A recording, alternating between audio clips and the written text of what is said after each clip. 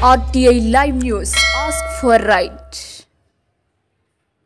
బెజ్జూరు పర్యటనలో భాగంగా కోనేరు కోనప్పపై ఘాటు వ్యాఖ్యలు చేసిన ఆర్ఎస్ ప్రవీణ్ కుమార్ శనివారం సిరిపురం నియోజకవర్గంలోని బెజ్జూరు మండల పర్యటనలో భాగంగా కోనేరు కోనప్పపై ఘాటు మాటలతో రెచ్చిపోయిన ఆర్ఎస్ ప్రవీణ్ కుమార్ ఈ సందర్భంగా వారు మాట్లాడుతూ పగలు ఒక పార్టీ రాత్రి ఒక పార్టీలో చేరే గుండాకు ఓట్ల ద్వారానే తగిన బుద్ధి చెప్పాలని కోరడం జరిగింది. కోనేరు కోనప్పకు నియోజకవర్గంలోని రోడ్ల సౌకర్యాలకు పట్టింపు లేదు, ఇక్కడ ఉన్న పోడు రైతులకు పట్టాలు అవసరం లేదు, కానీ కేవలం నా దందాలు నడవాలని పూటకు ఒక పార్టీ మార్చే ఇలాంటి గుండాలను తరిమి కొట్టే రోజులు దగ్గరలోనే ఉన్నాయని అనడం జరిగింది.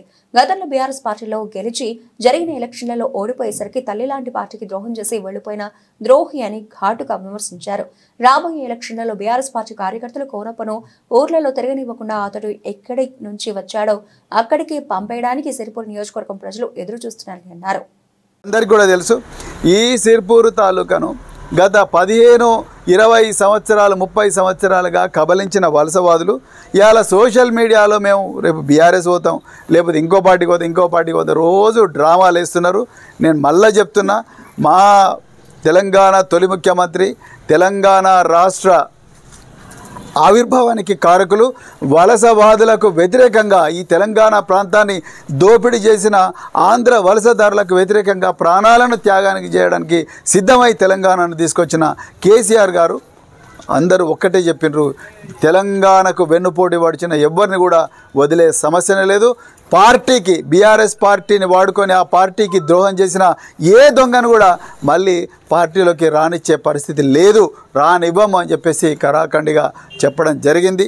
మరి ఈరోజు మీరు చూస్తున్నారు, ఈ ప్రాంతానికి ఒక 3 సార్లు ఎమ్మెల్యేగా పనిచేసిన కోనేరు కోనప్ప ఒకసారి నేను కాంగ్రెస్లో ఉన్నా అంటాడు, ఒకసారి కాంగ్రెస్ నుంచి బయటకు వచ్చిన అంటాడు, అంతకుముందు బీఆర్ఎస్లో ఉన్నాడు.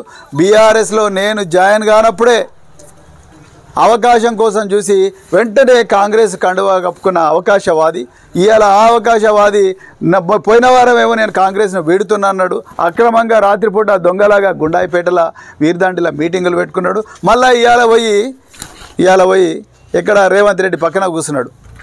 అంటే ఈ ప్రాంత ప్రజలందరూ కూడా గమనించాల్సింది ఏంటంటే, వీళ్ళకి కావాల్సింది ఈ ప్రాంతంలో అభివృద్ధి కాదు, పోడు భూములకు పట్టాలు కాదు, ఈ బెజ్జూరు నుంచి సోమిడి నుంచి గూడెం రోడ్డు పక్కా రోడ్డు కావాలని కాదు వీళ్ళకి కావాల్సింది. వీళ్ళకు అధికారం చేతులు ఉండాలి, వీళ్ళ దందాలు నడవాలి, వీళ్ళ పంచాయతీలు నడవాలి. ఈ ప్రాంతంలో ఉండే లక్షలాది మంది ప్రజల అమాయకత్వాన్ని ఆసరగా తీసుకొని వాళ్ళని భయంలో పెట్టి వాళ్ళ మీద కొంతమంది గూండాలను ఉసిగొల్పి వాళ్ళని ఎప్పుడు కూడా భయంలో పెట్టి పోలీసు యంత్రాంగాన్ని వాడుకొని అధికార యంత్రాంగాన్ని వాడుకొని ప్రజలందరినీ కూడా తెలంగాణ ప్రజలందరూ కూడా అణిచివేసే అవకాశం కోసం ఎదురు చూసే గుంట నక్కలు వీళ్ళని అర్జెంటుగా మరి ఇక్కడ నుంచి పారదోలాలి. అప్పుడు మాత్రమే ఈ తెలంగాణకు విముక్తి జరుగుతుంది, ఈ సిరిపూర్ ప్రాంతానికి విముక్తి జరుగుతుంది.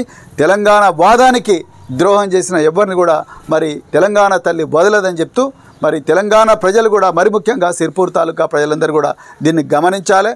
అందుకొరకే వీళ్ళు చెప్పే ఈ మోసాలు, ఈ సోషల్ మీడియాలో వీళ్ళు పెడుతున్న కన్ఫ్యూజింగ్ పోస్టులు, తండ్రి కొడుకులు అన్నాదమ్ములు అందరు కలిసి ఆడుతున్న ఆటలు ఇవన్నీ కూడా నమ్మకూడదని చెప్పేసి నిజమైన తెలంగాణ బిడ్డల వైపే తెలంగాణ ప్రజలందరూ కూడా ఉండాలని చెప్పి కోరుకుంటూ మరొక్కసారి మరి మీ అందరికీ కూడా ధన్యవాదాలు చెప్తూ, రాబోయే రోజుల్లో ఎవరైతే ఈ గూండాలు ఈ ప్రాంతంలో కొంతమంది గూండాలు తయారైనరు, ఈ గూండాలు ప్రతి మండలాన్ని కూడా పెంచి పోషిస్తున్నారు. ఈ వలసవాదులు గత 40 సంవత్సరాలుగా ఇదే గూండాలను పెట్టుకొని మరి తెలంగాణ ప్రజలను, ఈ సిరిపూర్ ప్రాంత ప్రజలను అణిచివేసినారు.